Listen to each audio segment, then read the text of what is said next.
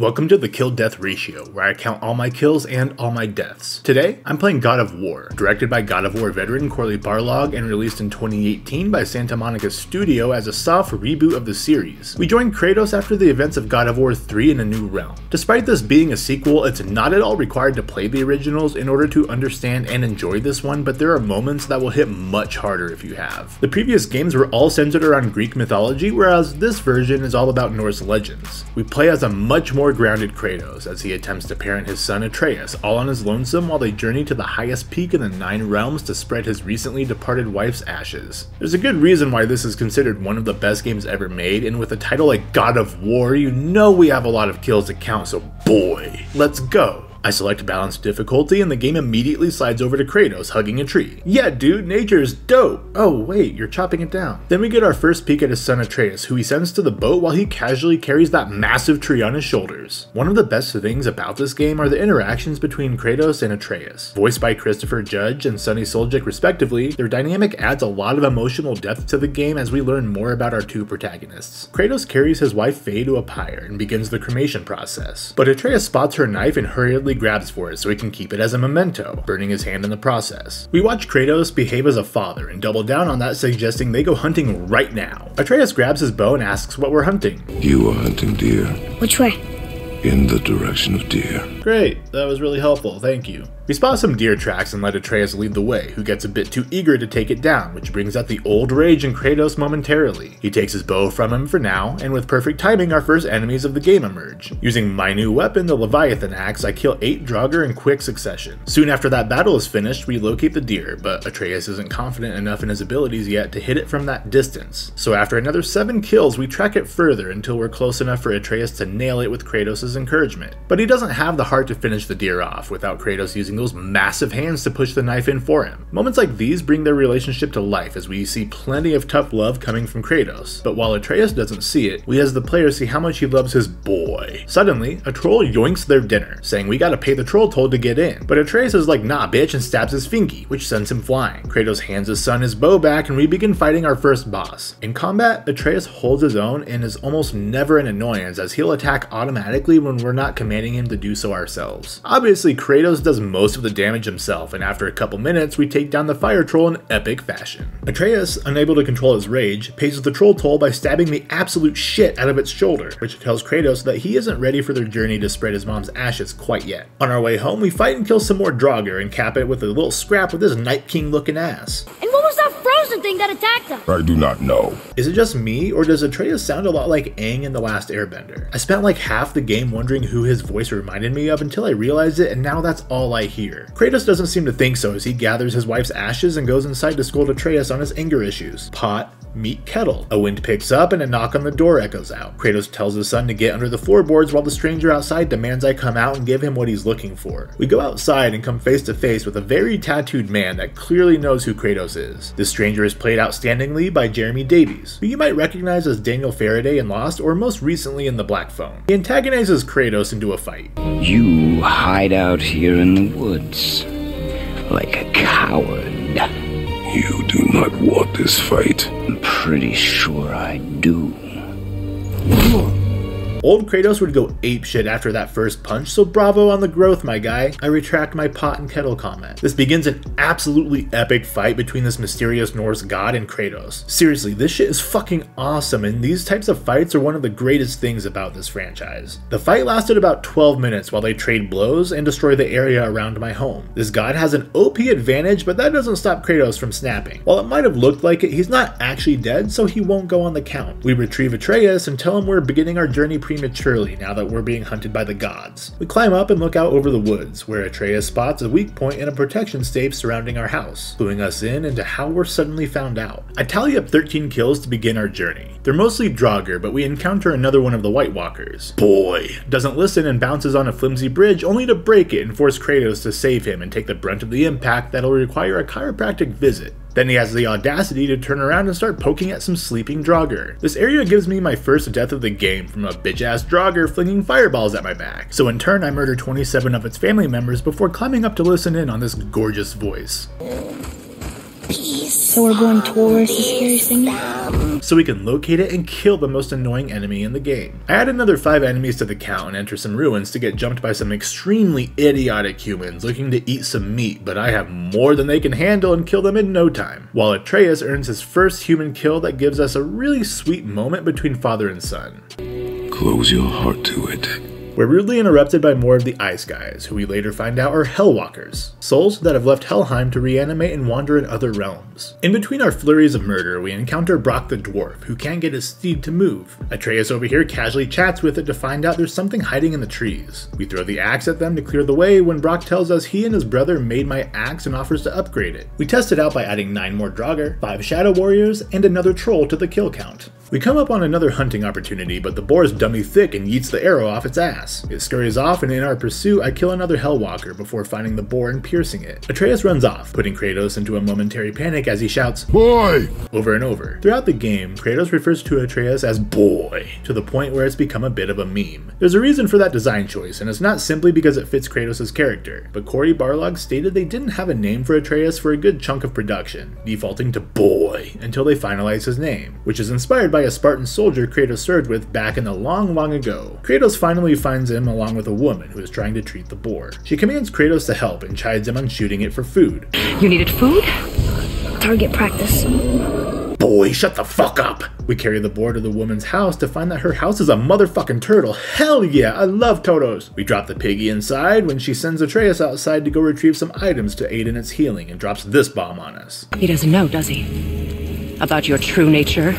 Or his own? It's Kratos' secret to keep, and he intends to keep it, so after the boar is healed, the Witch of the Woods opens a passage for us that gets my kill count over 100. We row out onto the Lake of Nine and have Atreus get hooked on runics, which tells us to toss our weapons into the water. Considering I can boomerang mine back to me, Kratos tosses it in. Damn dude, Uncle Rico could learn a thing or two about throwing from you. The entire earth starts shaking and a giant slithery snake comes out showing off a voice deeper than Kratos's. This is our introduction to the World Serpent, a friendly giant that serves as an awesome backdrop for the hub world when we're not interacting with the creature itself. I run into a few reavers on our way to the mountain when we run into another dwarf. This is Brock's brother Sindri. The two dwarves spend the majority of the game feuding with each other, but he offers to upgrade my axe better than Brock ever could and sends us on our way. I had 19 different enemies, ranging from Shadow Warriors, Tatzelworms, and Reavers to a Revenant and some Wolves. Boy takes the most glorious kill of them all though and steals the ogre kill from me. We venture up the mountain, but it's blocked by something. Last breath. Oh, word, thank you. She tells us the only way to get through that is by acquiring the Light of Alfheim. She hands us a Bifrost and leads us to Tyr's temple that allows us to cross between realms. We move the bridge to Alfheim, realm of the elves, and step through to find a beautiful world, but the wonder is short-lived as the witch gets yeeted back into Midgard with Odin's spell keeping her there. Our vacation is poorly timed as well because the elves are at war with each other and attack on sight. Just on the path lies Sindri, causing our heroes mass confusion and wondering how he fast traveled to Alfheim. Brock and Sindri possess the ability to pass between realms, giving us the chance to upgrade our weapons wherever we go. We take the nearby boat to row our way to the ringed temple, while Atreus begins hearing voices. Alfheim is incredible looking, with interesting lore that doesn't impact the story of Kratos and Atreus too much as they progress through the elves' realm. There's plenty of great dialogue between father and son, and a whole lot of kills between us and our goal. The vast majority of them are dark elves, with a few nightmares and another enemy type called an ancient thrown into the mix. After all those kills are tallied, we finally come up on the Light of Alfheim, the source of the war between elves and our objective in this realm. There are loads of elves that guard the light, but these butterfly-looking fools don't stand a chance against us as Kratos pumps Atreus up to give him confidence as we wail on them and get the count over 200. Atreus gets close to the light, saying he can hear his mom singing, "Boy." But the light zaps him like a mosquito. Kratos grants Atreus the honor of holding his axe while he forces his way into the light, where we hear Atreus' words of doubt about Kratos' fatherly abilities until we begin crossing a bridge with a bright light at the end while the music kicks up. Composed by Bear McCreary, who went to lengths to make the music fit the epic scale of the game, going as far as using Icelandic choirs because the Icelandic language is the closest to Old Norse. What that means is a choir in Iceland would be able to read a phonetic spelling of Old Norse and do it correctly. Man, I love the music in this game. As Kratos hears his wife, he reaches for her, but instead gets dragged back into the real world by a furious Atreus. No! You've been gone a long time! To Kratos, he was only gone for moments, leaving Atreus to fend for himself against a whole lot of elves. God damn, boy, respect. Here's a present, kid. We use the light of Alfheim to upgrade his bow and obtain a new type of arrow that will let us leave. On our way out, we eliminate plenty more enemies and finally come face to face with the Dark Elf leader, Svartjolfur. Nailed it! This boss can be pretty tough at times, but if you avoid his stupid ass bombs that make the room go dark, it makes the fight a hell of a lot easier. I deal the final blow, but he's still able to get the last word in, saying we made a grave mistake. Bro, you attacked us, so it's kinda your fault. While rowing back, Atreus gets fucking sassy after asking if we saw Faye in the light.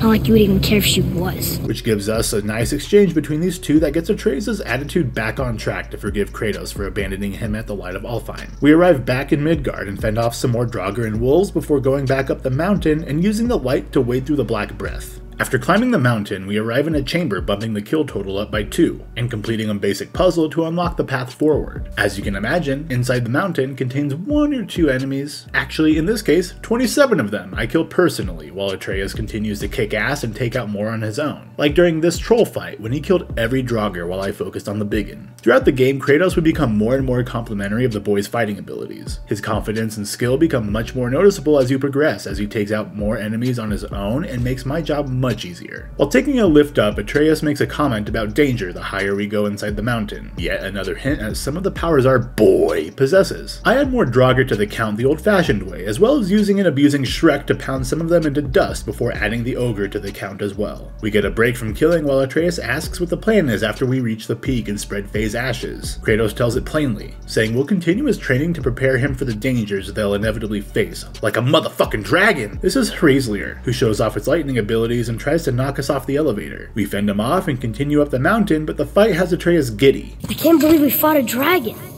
I was aiming for his eyes, but I kept losing my footing. Do you think this is their home? Did they move in after the giants left? Or are they why the giants left? Boy, the air grows thin here. No more questions. Soon after that, we get outside to find the dragon harassing our boy Sindri, and Atreus wants to help him out. Kratos plays along, yearning for the days of yesteryear when he killed gigantic beasts in epic fashion, which is exactly what we aim to do. These types of fights are what put God of War on the map. Epic battles against legendary creatures that make the player feel like they are playing as a god. After about 7 minutes, we do enough damage to its scales to have Atreus cut down his claw or whatever so Kratos can impale the dragon and add it to our count. That's God of War, baby, let's go! Sindri thanks us for saving him. You are mistaken. The dragon was simply in our path, nothing more. And gives Atreus a gift of some mistletoe arrows, then asks me to cut a dragon tooth out so he can imbue it with magic that lets us upgrade Boy's bow to obtain another new arrow type. Why does he get all the cool shit, Sindri? Whatever, man. Here I go killing again.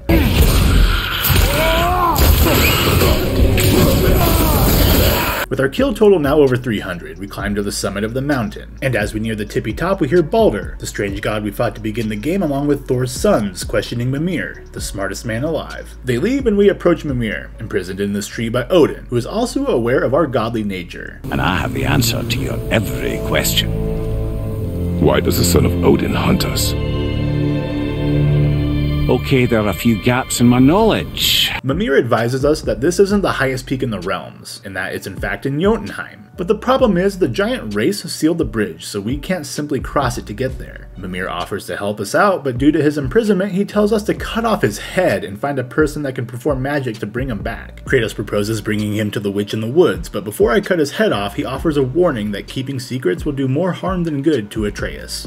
I'm going to cut off your head now. Gifted by the dwarves, we take the nearby Mystic Gateway and use the realm between realms to fast travel like Brock and Sindri. Atreus gushes over Kratos' defeat of Baldur from earlier, while trying to grasp the fact that Odin's son and Thor's sons Modi and Magni are hunting them. The door opens, and we barge in on Brock, much to his annoyance. What?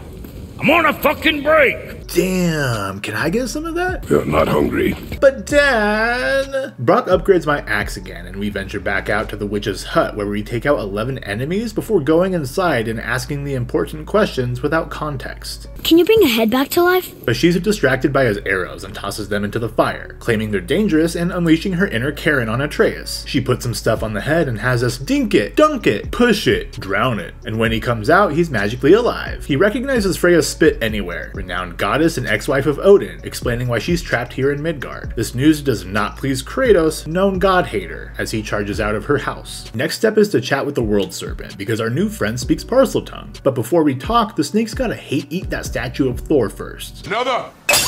Once he's had his fill, he tells Mimir we need a specific rune to travel to Jotunheim, and a special chisel to carve it into the gate. Our first stop is finding the chisel, adding a few more foes to the count along the way, and entering a large clearing that has a crazy sight to behold. The chisel we're seeking was driven deep into the skull of the giant Thamur by Thor, killing him and laying waste to this region. I face off against a couple dangerous adversaries called Wolvers, adding these 2 dog bros to the count along with a few nightmares and another ancient. Coming up on Thamur's head, we see the chisel below a massive sheet of ice and need a way to get there. Kratos looks to the sky, announcing he has a plan that's quickly interrupted by more cannon fodder to increase my numbers, with yet another new enemy type called the Traveler that gives off Dark Souls vibes. We begin climbing the gigantic hammer. Learning Kratos' plan is to knock it loose and send it falling onto the ice below to shatter it, but it won't be that simple. We head inside the structure to eventually find a lift that Atreus kickstarts with some magic, but the noise draws a lot of enemies to us, which causes the lift to stop when they exceed the weight limit, forcing us to knock them off or kill them within the time limit, otherwise we're dead, which happened twice to bump my death total up to 3. My kill total saw an exponential increase, however, going from 356 all the way up to 427. Finally, when we're up top, we use our dad bod to push the hammer down and jump on it to ride down to our goal. We land near the chisel and on our way free some kills from their ice prisons to bump my numbers up some more. And then as we approach the chisel, one of Thor's sons, Magni, drops down to say what up, and as Kratos sends Atreus away before the fight ensues, his other son, Modi, blocks his path. Magni and Modi are voiced by Troy Baker and Nolan North respectively, both previously seen on this channel in The Last of Us as Joel and David. This begins our second fight with Norse gods, this time as a double fight against Thor's sons in what feels like another nod to Dark Souls and their infamous double boss fights. Magni is the stronger of the two and becomes my first target during this fight, as Atreus does a good job distracting Modi. Like a kid in the schoolyard, he taunts Atreus, continually bringing up his mom. His words really bug him, so he charges Modi while Magni has Kratos distracted. But we know how this goes already. Kratos delivers violence to Magni at face value, adding our first god to the count. Modi's like, oh shit, this is cereal, and bails, which pisses Atreus off even more, causing a coughing fit that has Atreus painting his own hand red. We take our chisel prize and go back to the hub world and enter Tyr's vault. Atreus tells Kratos he wants to teach him how to read, but much like my attention span in school, Kratos diverts his thoughts. Boy says it smells like rain, and immediately Modi arrives, debilitating Kratos with his lightning and taking Atreus out with ease after shit-talking his mother some more. He attempts to go Super Saiyan, but his little body can't handle it and collapses. Modi laughs about it, sending Kratos into his Spartan rage and punching Modi so hard he runs off crying. I pick my son up and we quickly row to Freya's house, as Mimir explains that because Atreus believes himself to be mortal, there's an internal conflict causing an illness. As we get closer to Freya's house, we see Kratos grow more and more concerned until he's screaming at her to open the door. She recognizes the ailment instantly, while Kratos realizes his stubborn hate for godhood is the cause of this. She sends us to Helheim to find an ingredient for the cure, the heart of the guard who oversees the Bridge of the Damned, but warns us that our axe will be useless there as everything is frost resistant. Then I must return home,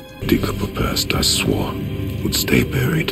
This line and the subsequent sequence are so fucking hype, giving me chills as we leave Freya's to return home for a special weapon. As Kratos takes the boat back home, a wild Greek appears, and then disappears at his request. A storm rages on and some Hellwalkers greet me at my house to solicit some violence, when I return the sentiment and increase my count some more. Kratos goes inside, lifts the floorboard, and pulls out a package wrapped in red. He uncovers the fucking Blades of Chaos, baby, and while I'm pumped for this, he's not, visibly shaking, when Athena shows up again to bully Kratos. You will always be a monster. I know. Come on, don't listen to her, man. More Hellwalkers rise up to give these blades a test run, and using these weapons again feels amazing, tearing through the undead in no time. A little later, I enter Helheim. I traverse through this realm, killing loads of Hellwalkers and broods, who are easy to kill but can quickly overwhelm if not careful, and then topple the Keeper Freya told us about in a somewhat disappointing fight. One of the negatives about this game is the lack of boss variety, utilizing trolls a little too much. I would have liked to see something so important come from a unique enemy, like that giant motherfucking bird back there. Seriously, what is that and why can't I fight it? Right as we're about to leave, a face appears in the sky. Zeus, my father. As Mimir explains, it's only an illusion, but another awesome connection to the original games. Brock pops up to upgrade our blades so they can absorb and redirect the winds of Helheim, allowing us to unlock the doors behind us and get the hell out of here while adding some more basic enemies to the count on our way back to Freya's. Freya confides in Kratos about her estranged son as she uses magic to heal Boy, but it won't last long unless Kratos updates him on his god status. Atreus snaps awake, ready to leave, while Kratos offers his gratitude. One of the most remarkable things about this game is how they developed it to be done in one shot, meaning the camera never cuts away and we never get a visible loading screen when we're in the game, making the game incredibly immersive. Now that Atreus is up and about, we begin our journey to find the Black Rune in Tyr's vault, and on the way, we educate him on our godly ways, and Atreus responds exactly how I would have at his age. Can I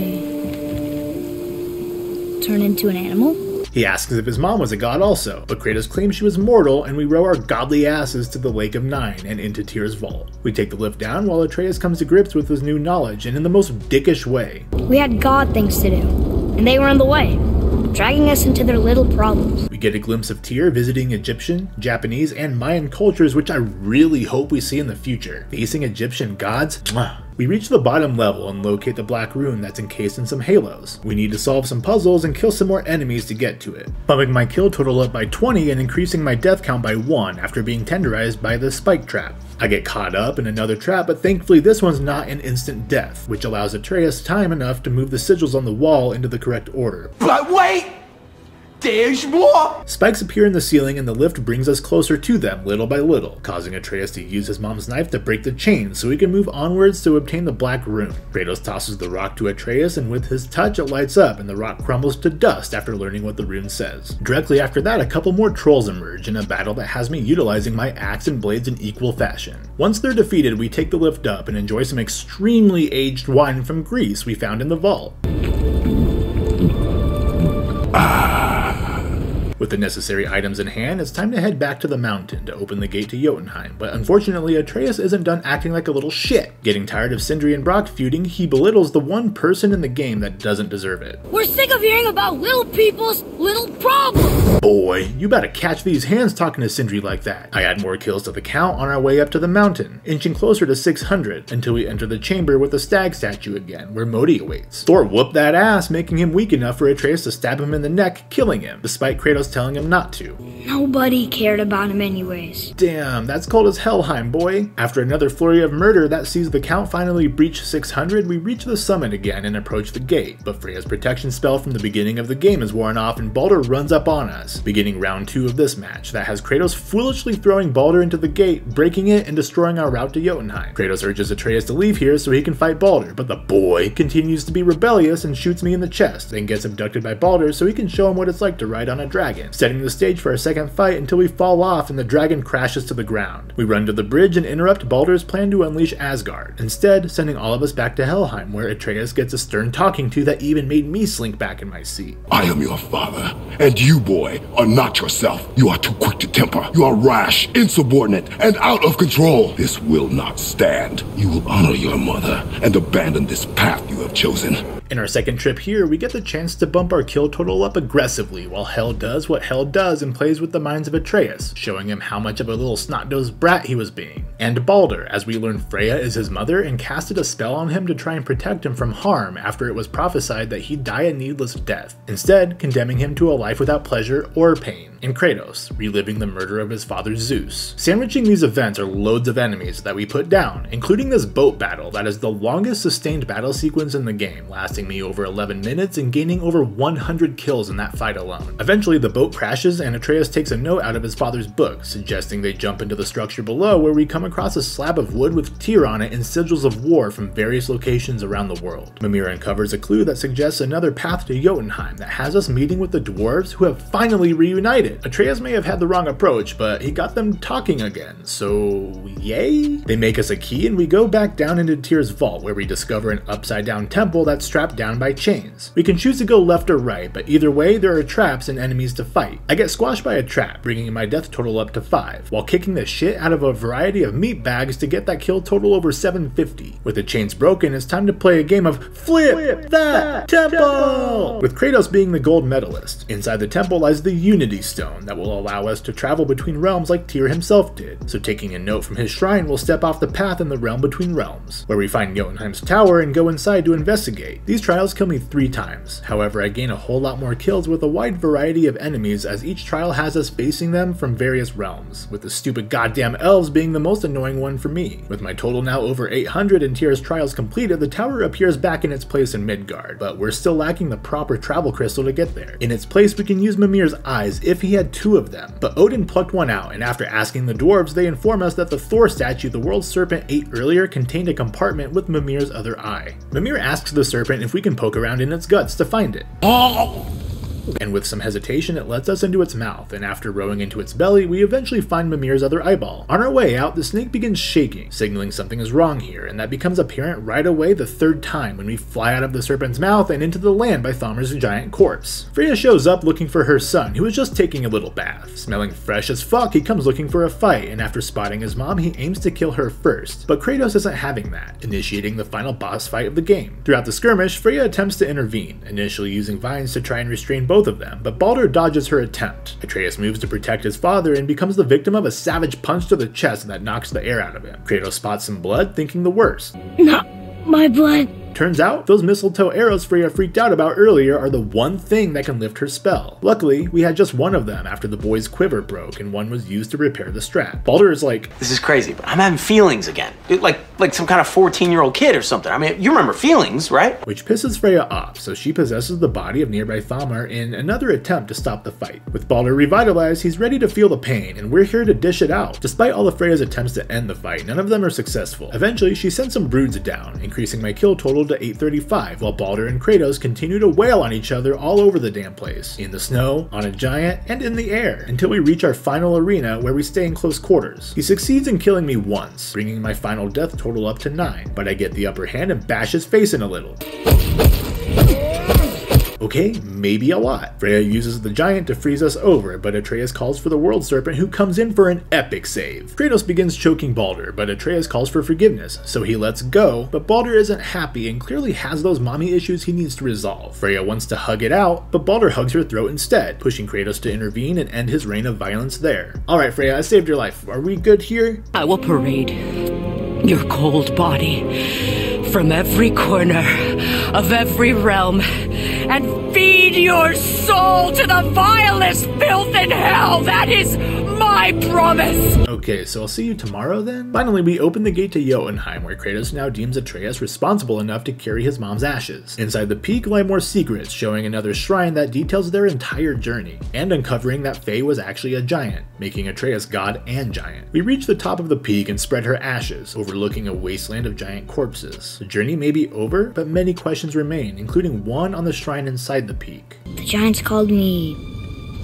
Loki? We wander back down the mountain as the credits roll, and our 2 heroes converse a bit. Once we reach Midgard, we get a screen saying we can freely explore, but it's time to head home first, where we take a much needed nap. And Kratos, bro, you aren't even going to take your armor off? Shit, I guess he was that tired, huh? Until a massive storm shakes the house, and outside is none other than Thor himself, simply revealing Mjolnir as the screen fades to black and the main credits roll, and we journey into the final numbers. I finished the game with 836 total kills, making this the 3rd highest kill total on the channel so far, behind Resident Evil 4 and 5. I ended with 9 deaths in all, which gives me a kill-death ratio of 92.9. I completed the game in just over 18 hours, which gives us a kill on average every 1.29 minutes, and a death every 2 hours. I left a lot of kills and deaths on the table by focusing solely on story content, but there's plenty of side quests, including the difficult as all hell Valkyrie battles. God of War revitalized the franchise in a huge way, putting Kratos at the forefront of PlayStation mascots yet again, and even beating out Red Dead Redemption 2 as the game of the year in 2018. Next up is the conclusion of the Nordic duology with God of War Ragnarok. If you're digging these videos, please consider subscribing, dropping a like and a comment, and let me know your thoughts. I'm King Deschain, signing off for now.